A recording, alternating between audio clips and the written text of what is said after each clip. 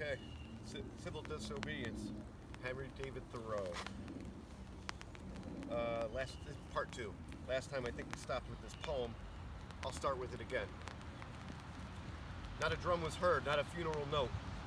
At his course to the rampart we hurried. Not a soldier discharged his farewell shot over the grave where our hero we buried. The mass of men serve the state thus, not as men mainly, but as machines with their bodies.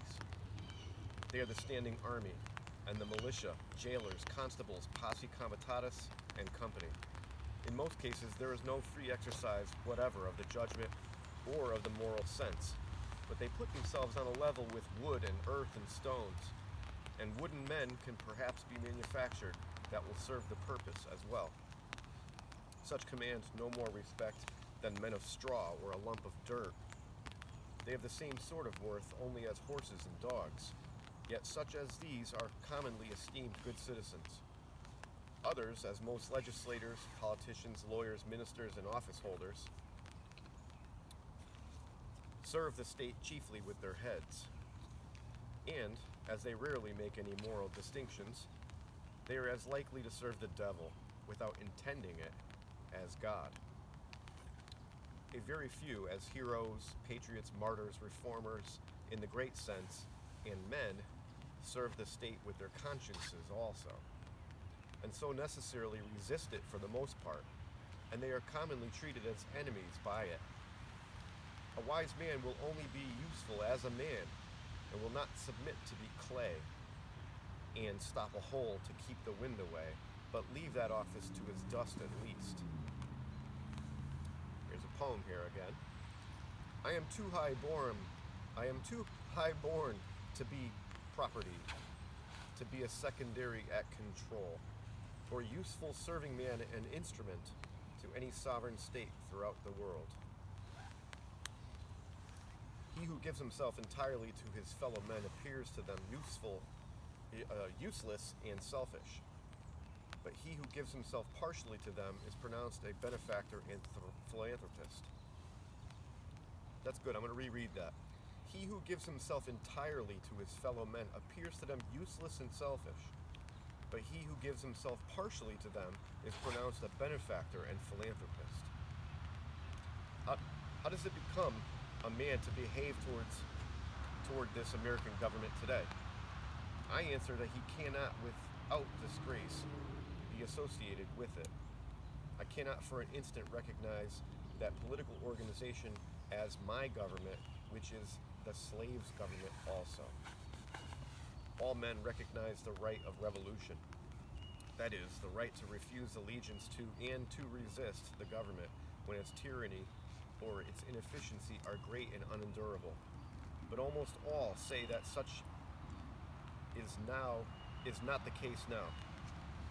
But such was the case, they think, in the Revolution of 75.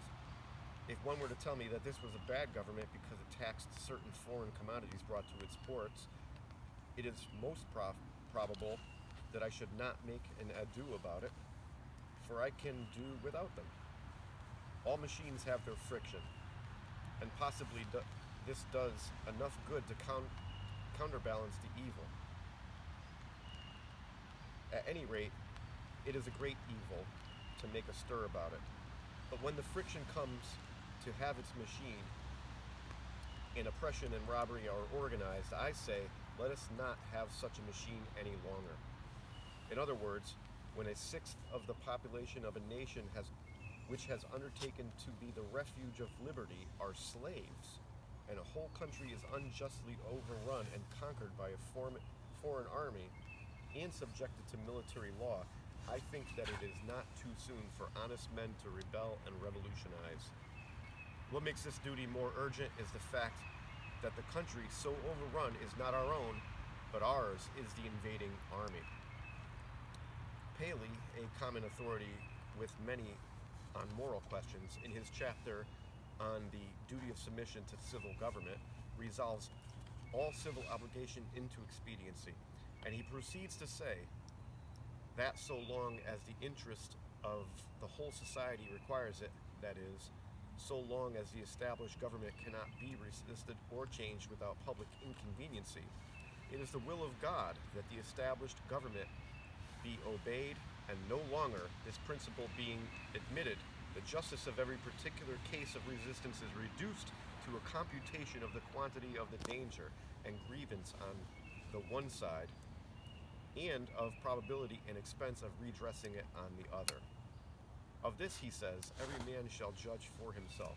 But Paley appears never to have contemplated those cases to which the rule of expediency does not apply, in which a people, as well as an individual, must do justice, cost what it may.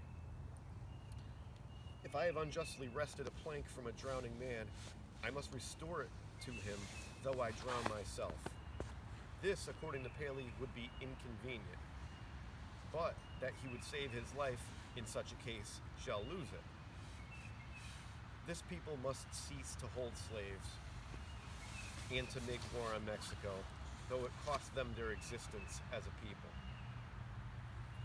In their practice, nations agree with Paley, but does anyone think that Massachusetts does exactly what is right at the present crisis?